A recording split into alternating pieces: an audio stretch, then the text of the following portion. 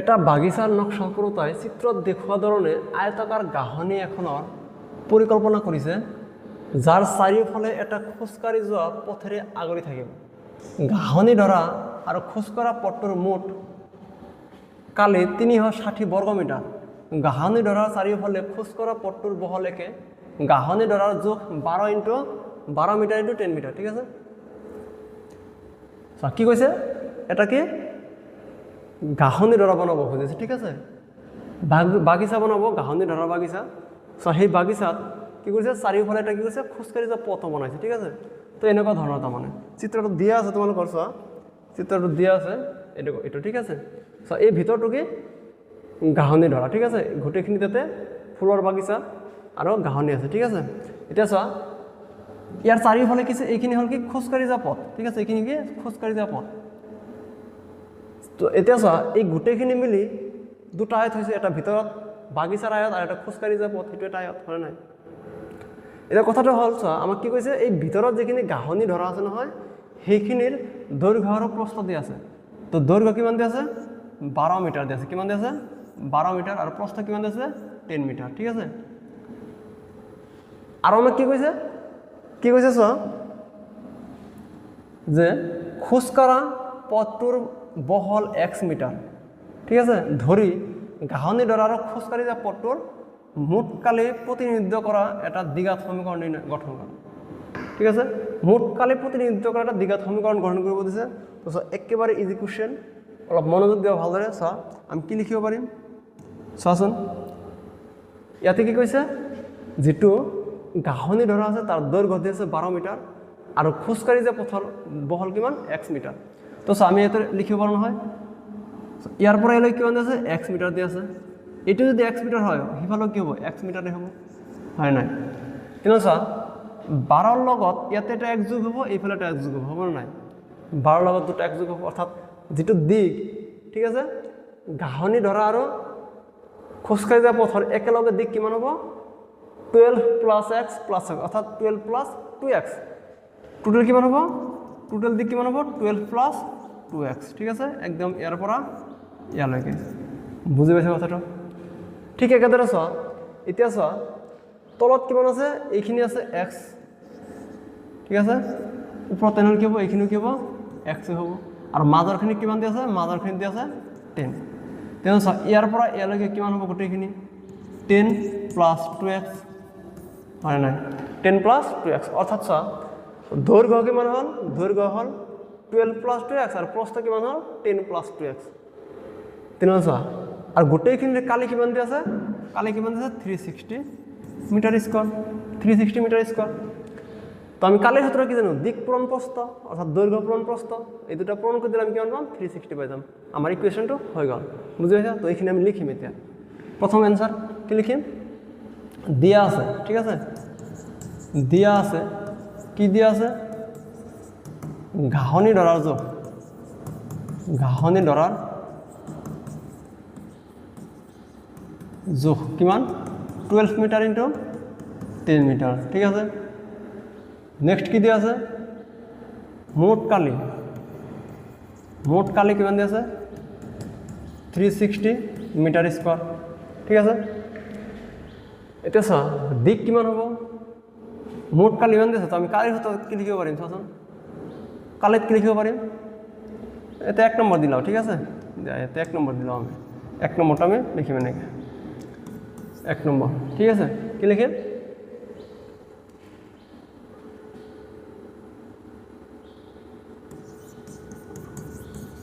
আমি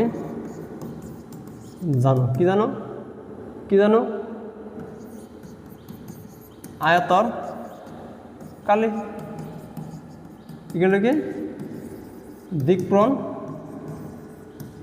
কি হ'ব প্ৰস্থ। ঠিক আছে, আয়তৰ কালি কিমান দিক পূৰণ প্ৰস্থ। এতিয়া চোৱা পথাৰটো আয়তকাৰী হয় নে নাই, গতিকে পথাৰৰ কালি কি হ'ব আয়তৰ কালি হ'ব। তো চোৱা এতিয়া আমি কি লিখিব পাৰিম কালি কিমান আছে 360 = দিক কিমান হ'ব 12 + 2x। ঠিক আছে, আৰু প্ৰস্থ কিমান হ'ব 10 + 2x। নিশ্চয় এইখিনি বুজি পাইছা। এতিয়া আমি লিখিব পাৰোঁ 360 = 12 × 10 কিমান হ'ব 12 × 10 120 প্লাছ 12 ইন্টু 2x কিমান হ'ব 24x 2x ইন্টু 10 কিমান হ'ব 20x 2x into 2x plus 4x square নিশ্চয় এখানে বুঝি পালা এতিয়া চোৱা আমি কি লিখিম 360 আছে এইফালে সোঁফালে আছে 120 বাওঁফালে লিখিব -120 ইকুয়াল টু এতে 24x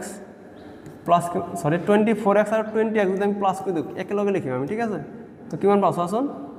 20 আৰু তো 44x আর 4x স্কোয়ার ঠিক আছে নিশ্চয় বুঝি পাইছা তো ইয়াতে আমি কিমান পাইছো চোৱাচোন 360 বাদ দি 120 বাদ দি কিমান থাকে 0 4 তো 240 থাকে ঠিক আছে 44x প্লাস 4x স্কোয়ার তো এটা আমি এন্ড লিখিব পাৰো এই ইয়াৰে বাওঁফালে যেটো সংখ্যা এটা আমি সোঁফালে লৈ যাম তো এটা 0 থাকিব তো আমি লিখিব পাৰো এটো মিলাই লিখিব পাৰো এনেকে যে 4x square plus 44x minus 240 equal to 0 নিশ্চয় এখানে বুঝি পাইছা নিশ্চয় এখানে বুঝি পালা সো তে 4x square plus 44x minus 24 equal to 0 এই গোটেইখিনিক আমি 4 ৰে হৰণ কৰিব পাৰো হয় নাই আমি 4 ৰে হৰণ কৰি দিলে কিমান পাম এটা পাম x square plus 11x minus 60 equal to 0 পাম ঠিক আছে এখানে আমি পাম তো এটা হলো আমার কি নির্ণয় সমীকরণ এটা আমার কি নির্ণয় সমীকরণ ঠিক আছে নিশ্চয় বুঝি পাইছা এটা আমার নির্ণয় সমীকরণ এতিয়া চোৱা 2 নম্বৰ কোৱেশ্চনত আমাক কি কৈছে 2 নম্বৰ কোৱেশ্চন কৈছে এই সমীকৰণটো সমাধান কৰিব দিছে চোৱাচোন কি কৈছে খোজ কৰা পথটোৰ বহল x মিটাৰ নিৰ্ণয় কৰিবলৈ দ্বিঘাত সমীকৰণটো সমাধান কৰা তো দ্বিঘাত সমীকৰণটো সমাধান কৰিলে আমি x মান পাই যাম তো সমাধান কৰিম চোৱা তোমালোকে এখানে স্ক্ৰিনশট মাৰি ৰাখা হ্যাঁ এখানে তোমালোকে স্ক্ৰিনশট মাৰি ৰাখা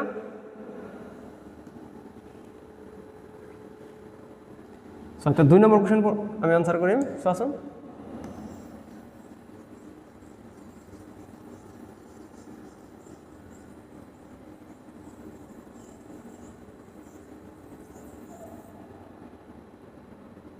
কি আছে কিমান দিয়া আছে 2 নম্বৰ কোশ্চেন आंसर কিমান হ'ব x square plus 11x minus 60 equal to কি 0 এটা আছে হয় নাই এটু মুছে দিও নাকি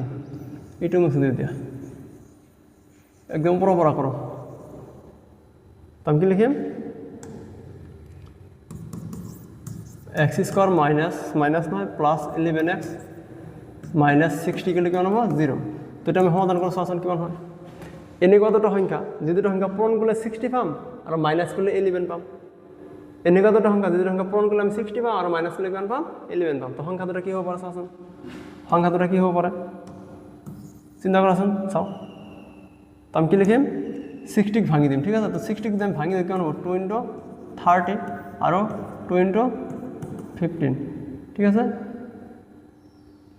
আছে তাম কিমান পাম চোৱাচোন এটো টাইম পাই যাম স্যার 22 কিমান হ'ব 4 * 15 কিমান হ'ব 16 আৰু 15 - 4 = কিমান হ'ব 11 হ'ব হয় না পাই গৈছো আমি সাম কি লিখিম x square plus 15 - 4 whole into x - 60 = 0 নিশ্চয় এখানে বুঝি পাইছা তো আমি কি লিখিব পাৰিম চাচোন x square plus 15x - 4x - 60 = 0 তো প্রথম দুটো পর কমন যাব স্যার প্রথম দুটো পর আমি x কমন লব পারো তো এতে পাবো আমি x + 15 এতে আমি 4 কমন লব পারো তো এতে পাবো আমি x + 15 ইকুয়াল টু কিমান হ'ব 0 তো দুটো পর আমি x + 15 কমন লব পারো x + 15 কমন ললে এতে কি থাকিব x - 4 থাকি যাব ইকুয়াল টু 0 তো এতে আমি পাম x + 15 ইকুয়াল টু 0 और x - 4 ইকুয়াল টু 0 ঠিক আছে তো আমি কি পাই আছো x ইকুয়াল টু -15 আর এতে পাই আছো x equal to 4 so x equal to কিমান পাই আছো 4 সো এতে x এর মান আমি লম কোনটো তো অলপত আমি শিকিছিলো কি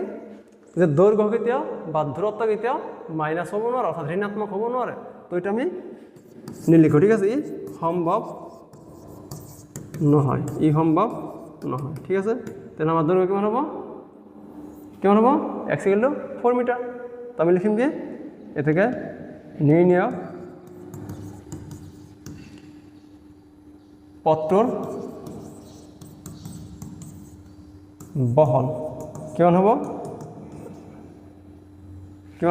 x ইকুয়াল টু কিমান আছে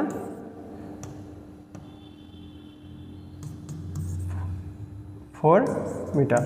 ঠিক আছে কিমান হ'ব 4 মিটাৰ হ'ব বহল 3 নম্বৰ কোৱেশ্চনত কি কৈছে চাচোন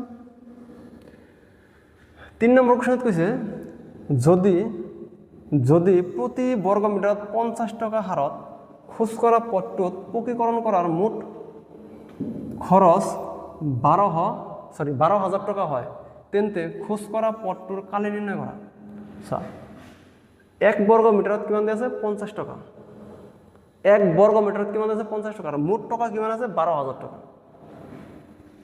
চা ইয়াতে 1 বৰ্গ মিটাৰত 50 টকা খৰচ হয় মুঠ খৰচ হৈছে কিমান 12,000 টকা তেনে তাতে ঠাই কিমান হ'ব আমি নিশ্চয় উলিয়াব পাৰিম 12,000ক আমি কি কৰিম 50 এৰে হৰণ কৰি দিম ঠিক আছে 12,000ক আমি কি কৰিম 50 এৰে হৰণ কৰি দিম তো আমি লিখিম এটা তোমালোকে স্ক্ৰিনশ্বট মাৰি ৰাখিবা মই মুছি দিলো চোৱা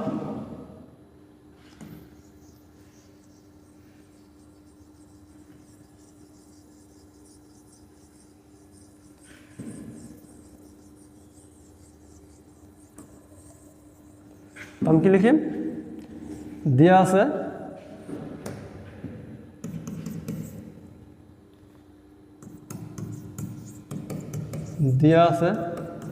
কি দিয়া আছে 1 মিটাৰ স্কোৱাৰত খৰচ কিমান 50 টকা মুঠ খৰচ কিমান দিয়া আছে মুঠ খরচ কেমন আছে 12,000 টাকা ঠিক আছে এ থেকে নির্ণয় কালি কেমন হবো নির্ণয় কালি কেমন হবো 12,000 ডিভাইড বাই 15 তো আমি কি লিখিম এটু শূন্য ক্যান্সেল 5 এর দিকে একটু হরণ করে কেবার যাব 5 দুগুণ 10 আর 5 4 গুণ 20 আর 5 শূন্য গুণ 0 তো আমি কেমন বলো 240 মিটার স্কোয়ার ঠিক আছে এটা হলো কি নির্ণয় কালে তো আমি কেমন বলো 240 মিটার স্কোয়ার অর্থাৎ 240 বর্গ মিটার হবে আমার খোঁজকারী যা কেবল এইখিনি ঠিক আছে কেবল এইখিনির কালে ঠিক আছে ভিতরে খিনি নয় কিন্তু কেবল বাহিরের রাস্তাখিনির কালে কিমান 240 বর্গ মিটার তো 4 নম্বর প্রশ্নত কি কৈছে চাওচোন 4 নম্বর প্রশ্ন কি কৈছে যে গাহনি ডরার পরিসীমা নির্ণয় করা গাহনি ডরা কি লিখা দিছে পরিসীমা উলিয়াব দিছে তো গাহনির পরিসীমা কিমান হ'ব পরিসীমার সূত্র কি আছিল যেহেতু গাহনি ডরা আয়তাকৃতির তো পরিসীমা কিমান হ'ব কেবল গাহনির কথা কৈছে হয় না আমার কিন্তু খোজকাঢ়ি যাওয়া পথৰ কথা কোৱা নাই যদি কি কৈছে গাহনিৰ পৰিসীমাৰ কথা কৈছে তেনেহ'লে চোৱা ইয়াতে আছে 12 মিটার ইয়াতে আছে কিমান 10 মিটার ঠিক আছে গাহনি ডরা যদি পরিসীমা উলিয়াব লাগে আমি সূত্র কি আছে কি হব আমি 4 নম্বর আমি কি লিখিম ঠিক আছে গাহনি ডরার পরিসীমা কিমান হব গাহনি ডরার পরিসীমা কিমান হব চা কি লিখিম 2 ইনটু দিক যোগ প্রস্থ ঠিক আছে তো কি লিখিম 2 দিক কিমান আছে গাহনি ডরার দিক কিমান আছে 12 মিটার প্লাস প্রস্থ কিমান আছে 10 মিটার ঠিক আছে তো আমি কিমান পাম 2 ইনটু 22 ঠিক আছে তো আমি টোটাল কিমান হলো 44 মিটার ঠিক আছে নিশ্চয় বুঝি পালা একেবারে ইজি আছিল কোশ্চেনটো আমার গাহনি ডরা পরিসীমা লাগিছে তো মই গাহনি ডরা পরিসীমা লাগিছে ঠিক আছে যদি একেলগে কলা হয় যে খোজকাঢ়ি যা পথটো আৰু গাহনি ডৰাৰ একেলগে পৰিসীমা লোৱা তেনেহ'লে কিন্তু বেলেগ হ'ব বুঝি পাইছা না তেনেহ'লে আমাৰ দিক ল'ব লাগিব এইটো আৰু প্ৰস্থ ল'ব লাগিব 10 + 2x ঠিক আছে এইটো ল'ব লাগিব বুঝি পাইছা না যদি আমাক খোজকাঢ়ি যা পথ আৰু গাহনি ডৰাৰ দুটা মিলি একেলগে পৰিসীমা লাগিব দে তাৰমানে গোটেইখিনি পৰিসীমা এইটো হ'ব ঠিক আছে দিক আৰু প্ৰস্থ কিন্তু যেহেতু আমাক গাহনি ডৰা পৰিসীমা লাগিছে কেবল ভিতৰৰখিনি পরিসীমা লাগিব দিছে তো আমি এইটো লিখিম ঠিক আছে 12 + 10